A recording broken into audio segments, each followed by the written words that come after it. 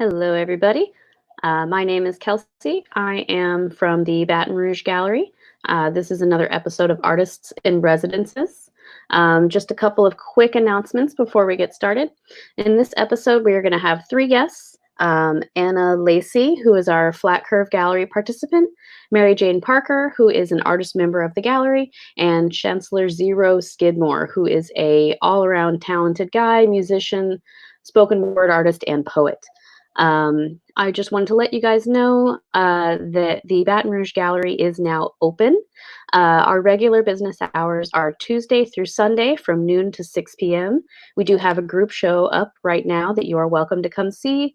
There are social distancing measures in place, and masks will be required to enter the building. Even if you're just going to use the bathroom, that is for your and our staff safety. Also, I wanted to say thank you to all of our donors and members. Without you guys, none of this is possible. Okay, so very briefly, I'd like to introduce our first guest today, who is Mary Jane Parker.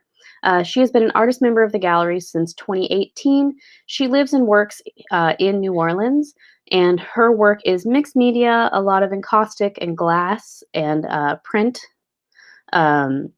It focuses on the marks that are made to us in our life, both physically and mentally. I will show some of her imagery once I bring her on. Let's get her going. Hello, how are you? I'm good. How are you doing? I am doing great. Thank you so much for being with us today. Sure. I'd like the audience to be able to see your work, so let me pull that up real quick. Okay.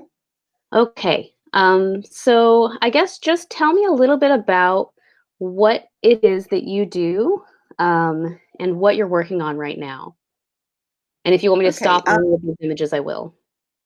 Okay. Sure. Well, my work has a lot to do with it originated in sort of an interest in hysteria, which was the study of women who were hospitalized because of issues that they had dealing with society. And this was in the 1800s. So if they didn't fit into society, they were put in institutions and made to better themselves to be able to come back out to society. So it was a sort of jumping off point for me, because I was really fascinated with the idea that people who didn't fit into social norms would be hospitalized and wouldn't be allowed to mix with other people. And I think that a lot of my work deals with the idea of kind of pushing the boundaries a little bit, going beyond what people might expect of us, and also the anxiety that comes with that, the sort of distress and fear. And so a lot of my work has figures in it that are paired with plant forms or with lace.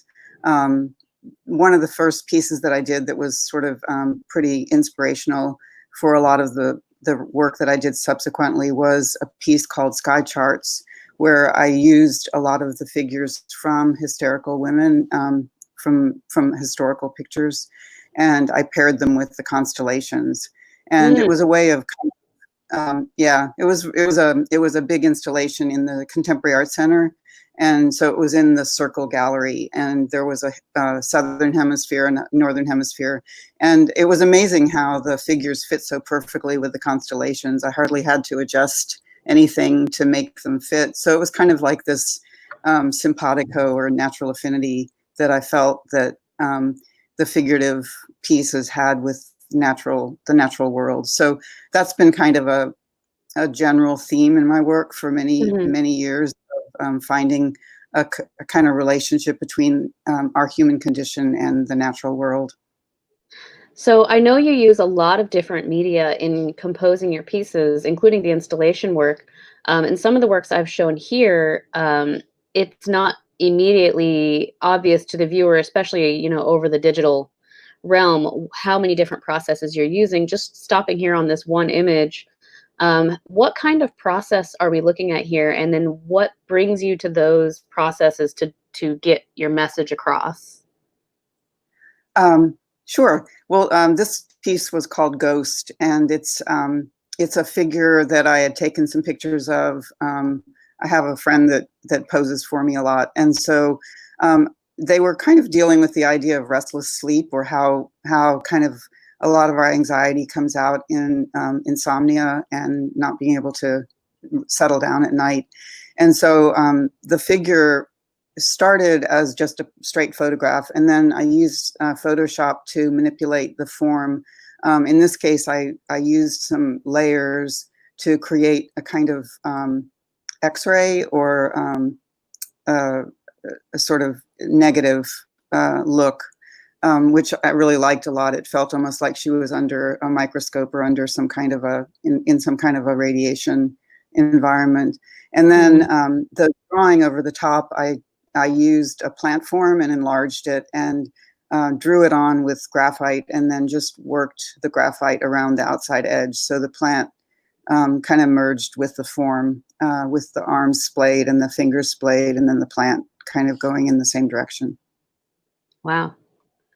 So tell me, let me get to a different one here. There's another process you use. Like this piece has some sewn elements on top, and then these glass doilies here that were on the walls at the Baton Rouge Gallery. Can you tell us a little bit about these ones? Sure. The first one is I print, as a printmaking background, I use a lot of layers. And so the first one is 2 layers of the head, the silhouetted head, which I've kind of put a layer of lace over the face in Photoshop. And then I went in with thread and actually sewed the lace onto the face. So I was taking the 2 layers of the head and the lace. First, I print them on sort of an Asian paper, which is very lightweight, and I wax them, and the wax makes them a little stronger. It's kind of like dental floss, thread that's waxed is a little stronger than paper thread that's not. So the paper becomes stronger and more malleable. So then I can go in and sew onto them and sew the 2 layers together. And I really like that idea of having the physical thread sewn onto the form, and kind of separating it from the ghosty kind of head. In these glass pieces, I was real excited about them. They're a process called pâte de verre, and it's a very ancient technique where you take crushed glass and mix it with binders like a gum arabic, and make a mold and put the glass into the mold, and then in the kiln it fuses together and it becomes strong. And the thing that was interesting is that it's when you work with crushed glass, the glass has a lot of air in it. So when it fuses, it becomes very, very delicate. So I had to kind of beef up the lace that I was casting, which meant that I had to go through a lot of processes of cutting them out of ceramic, of clay, and sort of raising the level of the lace up, and then making a rubber mold, and then a wax mold. And oh my gosh, that's so many steps. But it was fun. Know. I got the system down. It was really exciting to get to that point of having them work and not fall apart. That's just incredible. And our audience can kind of see here, excuse me, that these kind of stick out from the wall a little bit, which gives them that very delicate, soft look, like a doily, like what you'd expect to see, on like family, dining room tables or something. But all of this work has gone into make these very delicate glass pieces that just sort of whisper across the wall. It's very, very, very beautiful. Before we let you go, can you tell us what are you working on now, and where can people see more of your work? Well, I just finished school. The end of school was really crazy. So sometimes I just need to sort of have a mission when I get out of school to get myself back into the mindset of being in my studio again. So I've been working on these really small 8x8 encaustic pieces. And what I did was I took some of my blue pieces from my last show, and I'm just kind of zooming in and taking little sections of them and then layering imagery on top of them through the encaustic method. And encaustic, for those who don't know, is made using beeswax and pigment. So it's beeswax with color in it that you can layer. I was going to say, I've heard encaustic referred to as literally painting with fire. Yeah, well, each layer has to be fused, and that's also the case with these glass pieces that are up right now. Is they're similar in the effect that I'm layering pieces of glass on top of the figure, and then plant forms on top of that, and then the figure kind of gets buried, and the plant kind of emerges on the top, and so it almost feels like the figure's underwater.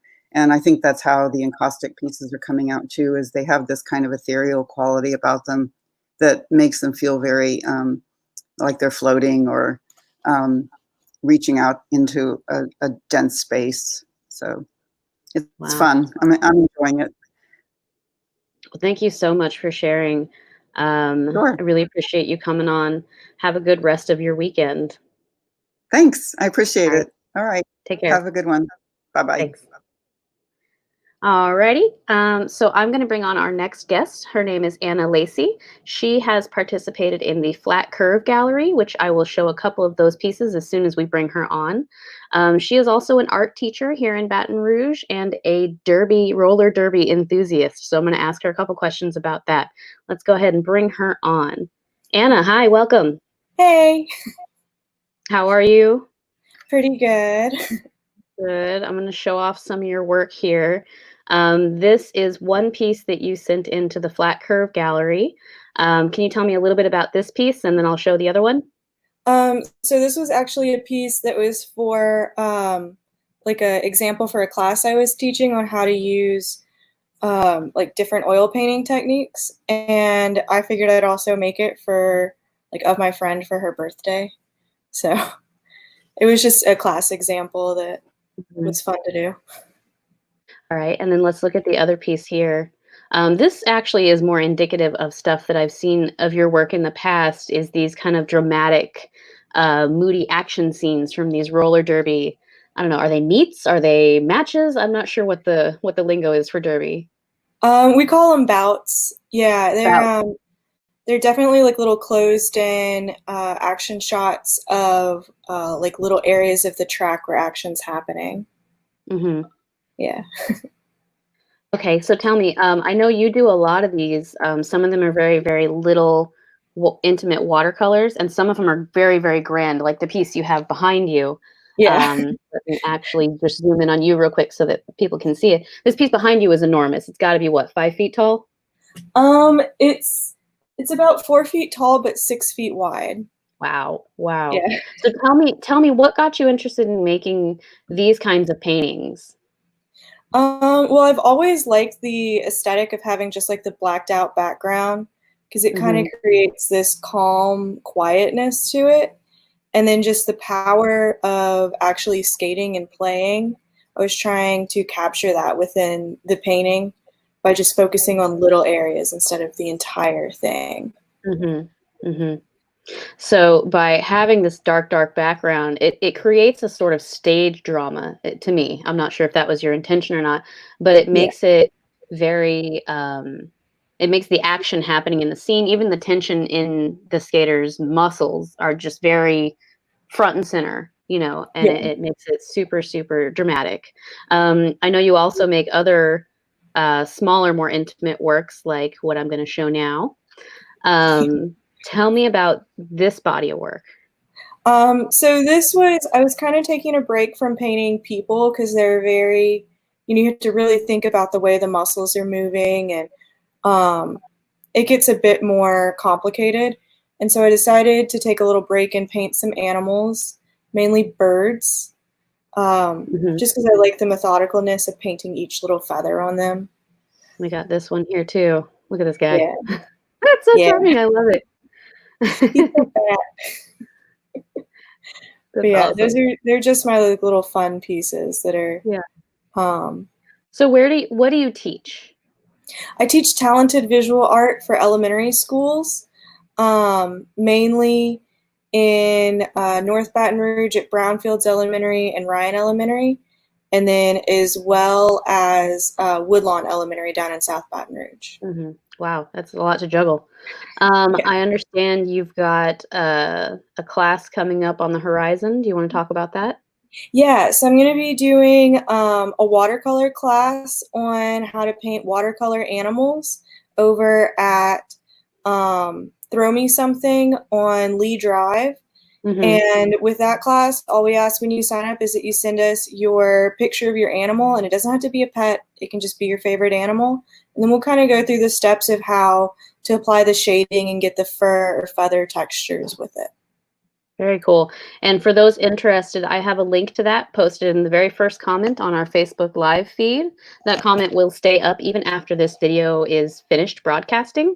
So you can check out any of the links we talk about here. You can also look at our website. We now have masks that you can purchase to help donate to the gallery. All that information is going to be right there in that comment. And for those that are curious, you are also welcome to comment during this broadcast. We can see it and we can respond in real time. All right, Anna, do you have anything you'd like to add? I know, just I think my mom made such an it to open watch. question. Yeah. Say it again. I think my mom was able to make it to watch. Oh, yay. Hi, Anna's mom. Hi, Mom. Well, thank you so much for coming on, and thank you again for sharing your work with us via the Flat Curve Gallery. And for everyone who participated in the Flat Curve, we really, really appreciate it. I think it helped uplift so many spirits. We just closed the submission portal for it because our physical gallery is now open again. But just so you're aware, we had over 500 people participate in the Flat Curve Gallery. And that's everyone from, you know, toddlers, 2, 3, 4-year-olds up through people who have their work in permanent collections at museums. It really was an open experience meant for everyone as an outlet. And we really want to thank you and everyone else who participated in it to make it so special. Thank you. Anna, have a great rest of your weekend. Thanks. All right, take care. All righty, and I have one more guest to bring on today. A lot of you who know him from around town just call him Xero, but officially he does have a first name. It is Chancellor Xero Skidmore. He is a spoken word artist who lives here in Baton Rouge. He is also a musician and a teacher. And lately he's been spending his daytime hours working at the Arts Council of Greater Baton Rouge, and he hosts their weekly podcast called AC23. Xero, welcome. Hey, what's up, Kelsey? How are you? I'm doing all right. I'm Surviving? Surviving, working. You know, the Arts Council stays busy. They keep me busy. And you know, I just moved, so oh, did you? House. Yeah. Great. New house, and also I'm preparing the old house to rent out. So I'm painting and putting up ceiling fans and all that fun stuff. Oh gosh. Well, you better do it quick before it starts getting insufferably hot. Right. Right. So tell us very briefly, I'd like to know a little bit about your work at the Arts Council, and then I want to know more about what it is you do as a creative human in Baton Rouge. Okay. At the Arts Council, I'm the community engagement director. I am leading a few programs. One is Common Threads, where we are sending an artist over to the Salvation Army to work with the residents in the recovery program. And they're doing a quilting project, which is really cool. Also coordinating some artists to go into prisons to do some work as soon as the prisons reopen. But the work had started. I had been going out to Dixon Correctional Institute and doing some writing workshops with prisoners out there. Wow. Yeah, lots of great opportunities to really start reaching out to people who don't traditionally get arts instruction, and trying to put art in places where we don't see it. So rehab centers, prisons, I'm really trying to push to reach out to the people that are on the outer margins of our society and bring art there. You know, and That's art. fantastic. Yeah. I'm sorry, I didn't mean to interrupt with that. I apologize. Fine. Yeah. So, I mean, how did that start? There's an organization for the prison. There's an organization called Arts and Corrections, and they get their funding. There's another organization called California Lawyers for the Arts, and they were looking to expand what they were doing in California, and of course Louisiana. We have a few prisons. We do. And so Louisiana was one of the places they wanted to do some work. And when they looked at Louisiana, they saw that the Arts Council was really doing a lot of work in the community and really active. And so they reached out to the Arts Council to try to expand what they were doing in the prison system out in California. Oh, that's fantastic. Mm-hmm. Okay, so tell me, I know you do a lot of other things around town besides your work with the Arts Council, which is undoubtedly amazing. I know you are also a musician, and you wanted to do a reading today. Can you tell us a little bit about that? Or a little bit about what I'm reading? Yeah, yeah. Yeah, so I picked two poems. One of them is an issue that we don't get to really talk a lot about, which is a serious issue, is white on white crime. And so I have a poem about that. And I have another poem about police brutality, really kind of focusing on my growth in being aware of the problem, being a son of a police officer, a retired police officer, but also before social media and before the camera phone, all we had were newspaper accounts to tell us about, what was happening with these. We would always hear about police brutality among ourselves in African-American communities, but there was never much media coverage about it until, social media came along, and now we're seeing this come to light. But in Black communities, it's been something, just generations and generations of stories we would hear. Oh, well, kill such and such, but it would just be in the African American community being passed on by word of mouth from eyewitnesses. But the larger and there was never a larger context for it until now. So that's kind of what that poem deals with. Wow. Well, I'd love to hear them whenever you're ready. You can go ahead and get started. I'll give you the full stage. Cool. This one has a really boring title. It's just called White Poem. And who will speak for the white dead? The staggering white on white statistics stumbling onto graveyards like drunk ghosts who can't find the keys to their headstones. White writers may craft somber sonnets for the one or two relatives that have been plucked from their dinner tables, but not for the multitudes of Hatfields and McCoys, chalk-colored bodies tallied up in such close proximity to their white neighbors. It's because the struggles of the privileged leave that BS taste in our mouths, and newspapers aren't interested in the vanilla urgency of white victims erased by white assailants. That narrative horrifies no one. But people need to know the frequency with which Molly be stabbing Karen for flirting with her baby daddy, how often Brock be busting shots at Dylan in a drug deal gone Chad. They need to know that Cody has a collection of the middle fingers of dead sex workers, prepping to mow down a campus of 6-year-olds, prepping to ignite an Armageddon. People need to know that Cody's are everywhere and winning the I Kill My Own People championships every day of the week and twice on game day. Is it wrong that I milk white death for dramatic effect, like a rap record label spinning on its back, moonwalking and turning itself pimp side out? Is it wrong that I speak for the unsung trailer loads of white bodies unfortunate enough to exhale white pink fingers were wrapped around their windpipes? Yes, I will remind you that their skin color was not their undoing. You knew that I would. But I will not pretend that these powdered cadavers never existed. That crashing avalanche of mothers, daughters, and sons deserves more than that from me. And I ain't even one of them.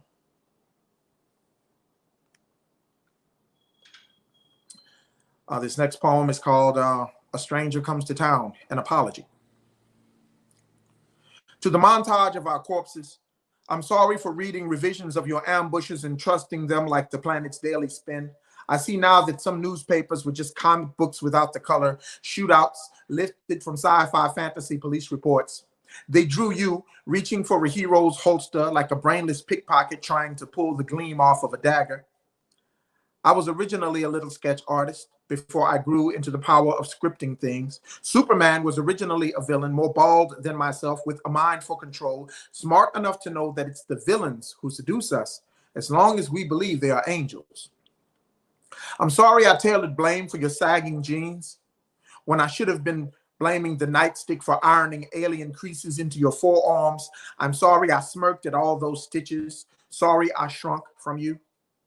Back then, I had no way of posting video clips of your jaw, as vulnerable as a sunflower being stomped while your chained wrists were rooted behind your back. No way to root for you to keep breathing. No way to scream at the screen like a Walking Dead fan begging a Nubian semi-protagonist not to go out into the dark or out into the public. Ain't it messed up that the camera phone wasn't invented until 1997? And I couldn't afford one until 2008? Ain't it a crime that social media didn't predate the patty rollers? I'm sorry I let my dad pin your assassination on absent dads, as if pinning down everyone in the house was more respectable than being absent. I'm sorry I listened to him and ignored the distant gunshot pop of your swan songs. What I learned to tune out was the last crackle of the last page of a book burning. I'm sorry that you died before print did. I should have done something. I should have invented the camera phone sooner than Philippe Kahn did. Should have invented time travel in the past. In the now, maybe I will warn ancestors with a theatrical trailer for the upcoming sequels of Slave Ships, starring everyone but the cargo. I should have been your hero. I should have swooshed around the globe with the camcorder until I reversed its rotation, treated reality to a remake where the executioner doesn't always rock a more photogenic outfit than the condemned. We now have cameras mounted onto every inch of planet, and the trigger-quick cinematographer on the street. We can rewind, travel back in time to before Superman reigned and named himself Threatened. But I'm sorry that I can't make them look at footage of themselves murdering you and actually see themselves murdering you. I'm sorry you will suffocate sometime next week, blacked out by a plague of uniforms, just out of the range of sufficient lighting because your skin is not sufficient lighting. Now that so many of the tall tales have been verified as pornography for the Klan, can you forgive me? We're all sorry that we allowed mutant fiction writers to bang out drafts of our narratives. But we're also sorry we ever entered Superman's private phone booth and saw Earth through a dash cam, witnessed Kal-El detaching his wig, smearing the honest from his eyes to reveal to us necktied apologists that we were never any safer than you were.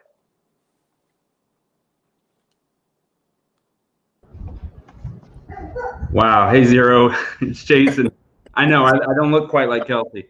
Kelsey had some PC issues, so some computer issues. So I'm tagging in. But thank you for reading that. That was incredible.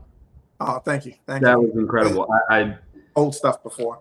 Well, I was going to say I know you've been reading and performing and writing for a long time, and Baton Rouge has been lucky to have you. So, but if you don't mind, I have one more question for you. I'm wondering, given the content of your work, the focus of a lot of your work, not all of it, but how do you feel watching what's going on in the news that everybody's watching? Do you feel like there is something different in the air this time? It just kind of generally, what's your response to what you're seeing and what you might be feeling? Yeah, I feel like it hurts. Yeah. I want it to be over today. I want institutionalized racism to be over today. But I also know that who am I to deserve this overnight change in my lifetime when so many generations fought their whole lives to gain inch by inch. My family, we have conversations about it every day.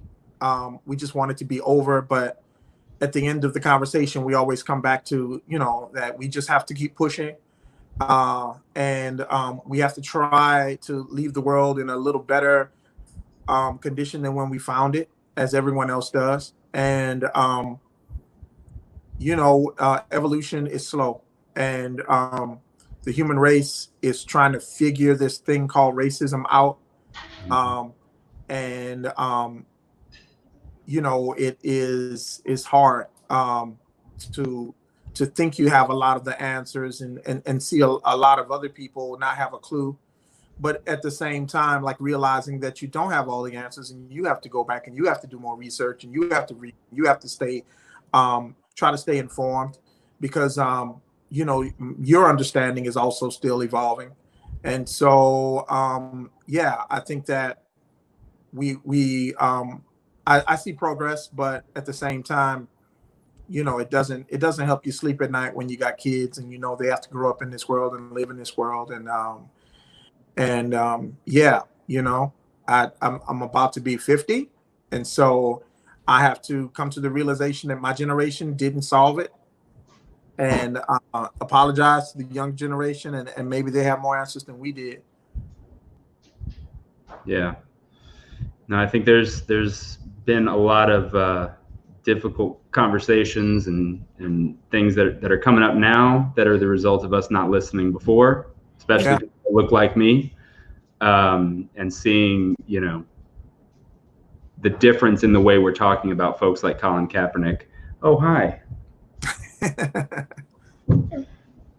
Yeah, it's Can you say hi? Hi. Okay.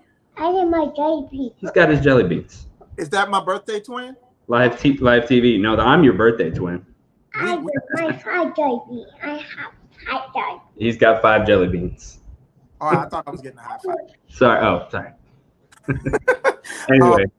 No, I think, I think that it is, there's so many narratives out there and people have a tendency to believe the narrative that jibes most with where they already are, because that's what's comfortable, and so for somebody to say that kneeling is disrespectful to the flag is in the air. No one's kneeling on top of a flag, and whether you're kneeling or anything else, the flag is still hanging over your head, it's still flying. Like the flag has nothing to do with anyone kneeling anywhere at any time. It's a flag, and kneeling is something else. And if you're kneeling during the national anthem, the music is still playing, the sound waves are still vibrating over your head. You're not blocking the music, you're not stopping the music, you're not stopping anyone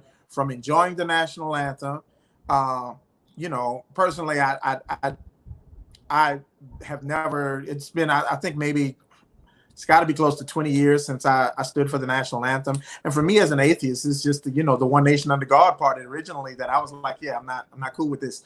And right. So it's so funny to me to see all of a sudden now, people are angry at Colin Kaepernick and they don't want to ever see him play football again. And of course, I'm not a celebrity, but I stopped standing for the national anthem years ago, and nobody ever batted an eye,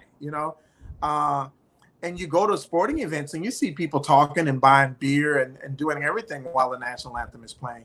But, people, there's no comfortable way that Black people can protest the system that a lot of people will approve. And so, we'll protest it anyway. And the people who don't like it, they can just keep not liking it. But, it's, I think, to demand liberty, to demand fairness is what anybody would do if they felt like they weren't treated fairly. To want police officers to suffer the same consequences that you and I would suffer if we murdered somebody, like that's, at the end of the day, that's not even a Black issue. That's an issue of like, no one should be above the law, period. Right. And if you're gonna send civilians to prison for murder, then cops should not be allowed to murder people. Right. And that is law and order. That's a law and order stance. It's like no one's above the law. Right. And might I add, they also kill a lot of white people. So I think that what we're protesting, we shouldn't be the only ones in the streets protesting, and we aren't, because at the end of the day, police brutality is a problem, period. It's a general problem. Yes, according to statistics, they just kill a lot more Black people, but and they walk when they do it. But it's not just a Black problem. Like, we're out there fighting for everybody, and we're not the only ones out there. But I think that, you know, to turn this into a Black issue, in one way it is, but it's not solely a Black issue. Like, but you know, I think, sadly, if they killed many more white people, then it would be an epidemic, that it would be a problem we had to solve. And so I think that we're comfortable seeing a large majority of those people be African American. Yeah, we got to get out of our comfort zones. I think the comfort, you know, it's just, we all gotta sacrifice something, you know? Yeah, I think the discussion about protesting specifically has been an interesting one, to hear people talk about protests. And, you know, inherently protests are intended to make you uncomfortable. If you are comfortable with the protests, then it's not doing the intended. There was one guy with a sign, and then he went home. Right. And so, yeah, protests have to be creative. They have to get your attention. They have to make you uncomfortable to a certain extent. They have to disrupt. And, you know, even if you're not in a major city where they're having like huge protests, like, you got to find ways to disrupt. You know, I could have come on this show today. I could have come on this show and really read some vanilla kind of poems about how much I love my babies and my daughter and blah, blah, blah. And, you know, like, and you do. Huh? And you do. I do sometimes, but, you know, sometimes if given a platform, you know, I'm going to read some things that might make some people think, or might make some people uncomfortable. But like at the end of the day, I meant you love your daughter.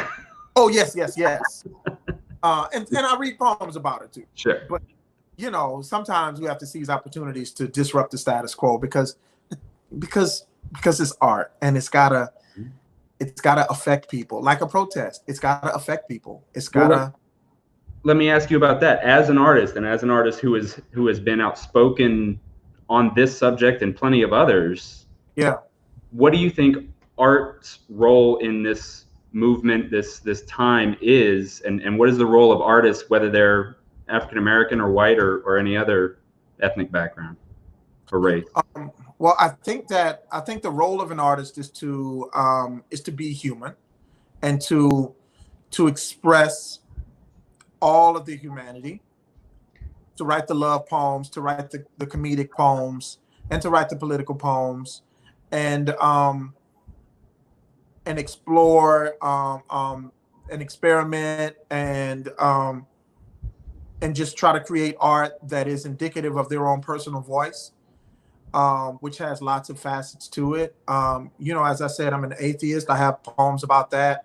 I'm a Black man. I got poems about being Black, but, you know, I love my wife. I got poems about how much I love my wife. I'm a father. I got poems about, you know, my kids, and I have poems about my family on a larger scale, and my family tree, and some of the issues that I've seen my uncles and aunts and cousins struggle with. And so, yeah, you gotta be a human, and you gotta create, but you cannot mute any part of your voice, because it's going to make some people uncomfortable. And to be honest, like, artists want to be recognized. We want to be seen. We want to be heard. And quite often you have some that really, really push you. They really go out of their way to shock their audience, and some overdo it. And I've overdone it before. And I think that that's part of being an artist too. Sometimes it's, you know, trying to get everybody's attention. Is, hey, look at me, I got a poem, listen to it, you know? And so, yeah, you have to be as fearless as you can be, but you will always have fear. And sometimes you won't be as brave as you want it to be. And that's just you being human as well. And I think that, so for me, I think the role of an artist is to express their humanity in every way that they need to as an artist. Well said. Well said. Well, we're running out of time. I did have somebody reach out and ask for you to talk a little bit about your resume as a competitive poet. Robert Sherman, can you talk, for anybody who's not aware, not already familiar, can you talk about your history as a world champ competitive poet?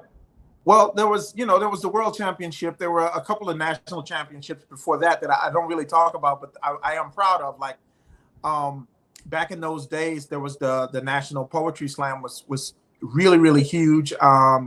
And there were a couple of years where I came in like third in the country, and then everybody was like, "Ooh, Mr. Third in the country," you know.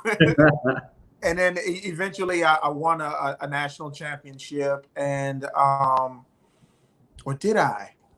I'm so old right now. That 50 is showing. Yeah, that 50 is showing. But, I did go on to win the world championship, and that was really cool in 2013. But yeah, I ranked third nationally, and I think there was another time where I ranked fifth nationally or something like that. But at the time, that was big because there weren't a lot of people in the South on the poetry slam scene that had ever done that, and so it was like I won nationals when I came home. Yeah. And then many years later after that, I ended up winning. I was actually a co-champion. Me and this guy Ed Mabry, we tied for first place, and so we both carried the first place label, and so we were co-winners, so to speak, because we burned out all our poems and we didn't want to even try to break the tie. And it was an epic battle. And so, that was in 2013. And after that, I kind of stopped competing and I just focused on teaching. And I was running an organization at the time called Forward Arts. And so, yeah. And really inspired a lot of people. You and Donnie Rose and Desiree. I mean, you guys, there is a huge poetry scene here, especially youth. Yes. What, 2 years ago went and won in San Francisco? Yeah, the kids that were in my program, Desiree was coaching them. They won the national competition, which was really kind of a world competition. It was an international competition, but mostly American poets. And Desiree herself, I think she came in second on the world stage or third or something like that. Man, it's like, yeah, my age is showing. But Desiree came really close to winning the world title as well some years back. So, yeah, Baton Rouge poets and Donnie as well. Donnie's slammed all over the world. And Donnie's a killer poet, killer activist, smart guy, and just cool people. Really amazing poets. And also the New Orleans poets are amazing. They've won some world titles before. And so we're really seeing, a renaissance of spoken word here in Louisiana. And it's been going on for quite a while. I'm actually one of the old folks now. I go to the slams and, they call me Slam Pa. And it's kind of the nickname Donnie stuck on me that I can't get rid of. And so it's cool, I sit in the back and I clap for everybody. And I'm one of the elders at the readings now. It's cool. Well, thank you for doing that. Thank you for being the Slam Pa. That is an epic nickname right there. Oh, you can't get rid of it. Yeah. Well, thank you so much for taking the time. Thank you for the reading. Where, for anybody who's looking, where can they find you? Where can they find out more or find out more about your work? I'm working at the Arts Council. I'm not performing anywhere. There's no book coming out. I have an old book on Amazon that, I sell a copy once every 6 months. I'm long in the tooth now, man. I'm not really... I perform more with the Michael Foster Project as a percussionist than I perform spoken word. I did recently do the commencement. I did a poem at the beginning of the commencement for BRCC. I think it was last week it came out. And I did an Adidas spot that ended up winning an Addy. With Tommy Talley? Huh? With Tommy Talley? Yes, with Tommy Talley. Yeah. And we might be winning a national Addy. I think the awards are this coming week, and I think we're nominated for a national Addy as well. So I'm doing more voiceover work than performing actually for spoken word. Yeah, it's a great ad. With thank you. Orchestra. Yeah, excellent, awesome. Well, thank you so much for taking the time. We really appreciate it, and we'll see you around. Thank you, Kelsey, for me as well. I will do that. Take care. All right. Bye. Bye. All right. Well, thank you guys so much for joining us for Artists in Residences today. This is the end of our episode, but we've got another one coming up on Tuesday. So please join us then. I believe Kelsey will be hosting that episode as well, presuming that we can get her a new laptop charger. But that being said, thank you guys so much. Please check out BatonRougeGallery.org for more information about our current show. It's a group show with over 24 artists, a multimedia exhibition that has been put together just in response to the gallery's reopening as of Wednesday. So we are back in the gallery. You can come by 12 to 6 any day but Monday, and we are there. We do require masks, and we've got a number of guidelines and safety protocol in place to help keep you safe, keep the staff safe. So please come and see this show.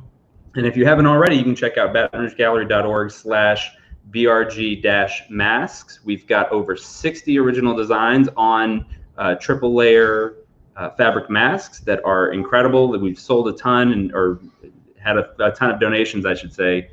So we will be looking forward to getting those masks in people's hands. BatonRougeGallery.org for any other questions you might have. Otherwise, thank you guys, and we'll see you for the next Artists in Residences. Take care.